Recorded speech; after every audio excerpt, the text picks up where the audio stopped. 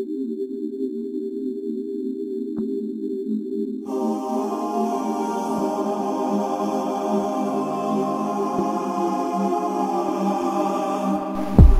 were talking about the mortgage and real estate and banking industry, and talking about pretty much what's happening right now with how a lot of Americans are losing their homes. And this kind of goes hand in hand with my column where I talked about the biggest Ponzi scheme that was ever put on the American people. Because essentially what happened was President Obama signed away a bunch of funds called HARP funds to a lot of the banks that were filing bankruptcy during the whole Fannie Mae, Freddie Mac debacle.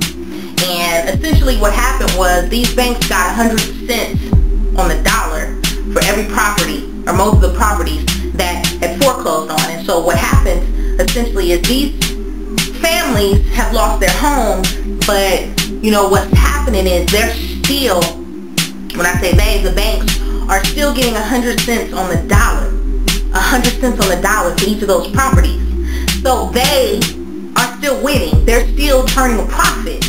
And they're still getting a return on those investments. So they may have lost a home, a $200,000 home or $300,000 home, and turn around and foreclose it, and they sell it for, you know, maybe $150,000 or $100,000. But they already got that house insured. They got the mortgage insurance for it through the HARP fund, and so now you have a lot of people, hundreds and thousands of people whose credit is fucked, you know, who have no equity. They've lost everything because they put all their savings and all their everything, you know, blood, sweat, and tears into this American dream, which has turned into, you know, pretty much a nightmare.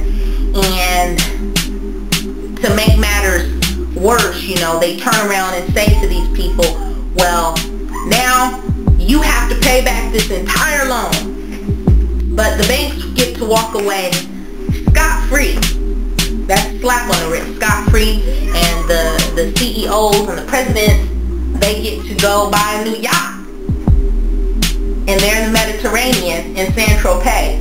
And so, I mean, if you don't really see what's going on, you may not understand completely what's going on, and you don't have to understand it completely to see what's going on, just like you don't understand electricity and you don't understand how your heart beats and you have breath in your lungs, but you're still, you know, using that and functioning on that and depending on that.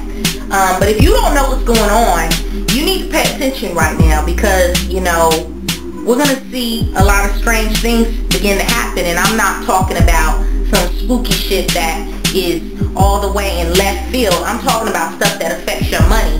And here lately I've been reading this here, The Change Makers, talking about a lot of great men and great entrepreneurs, happen to be white men, from, you know, Andrew Carnegie all the way to Bill Gates. You can learn a lot from the way they did what they did in their stories, and also just keeping abreast of what's going on in the economy to kind of see, because only so much is going to happen, only so much will go but so far before it's affecting the American dollar. The American dollar is not going to collapse. That's not going to happen. So banish that idea. And I'm not some doom and gloom naysayer, but it's time to pay attention to what's going on with the economy, with the banks, with the real estate industry, because this country was essentially founded on real estate. When the colonists came here in the 1400s, they came here for land. They came here for a better life, but essentially they came here for land. And when a lot of the settlers moved from the east to the west through the, you know, through the Trail of Tears and pushed the Native Americans out and, you know, took niggas and said, hey, work this land, you know, free labor for 400 plus years, work the shit out of this land, make us rich, but you're 3/5 of a man and you're only gonna be able to possess a crop. We're gonna call you sharecroppers.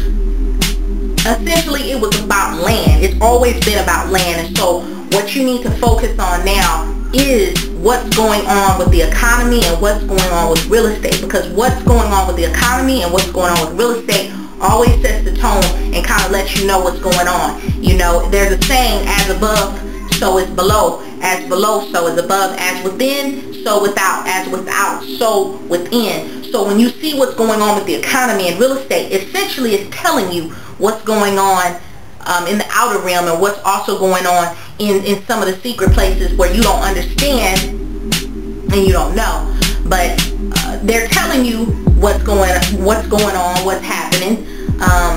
This is a good time for a lot of investors. This is an awesome time if you have liquid cash, you have wealth to spend, to invest, because this will turn around. This isn't the first recession. It won't be the last. It's certainly not the first. This is not the first depression. It certainly won't be the last. We've gotten through them before. And for me, hearing black people cry about it, my thing is we've survived over 400 plus years of slavery and rape and pillage, 400 plus years of bondage, and we're still standing strong. The lesser people would be annihilated from the earth right now. So really, this is nothing. You can brush your shoulder off to this, but you got to understand what's going on with the finances, and you got to understand what's going on and learn the history and what all the great American entrepreneurs and businessmen did to get to where they are. A lot of them are geniuses, and you can learn a lot. So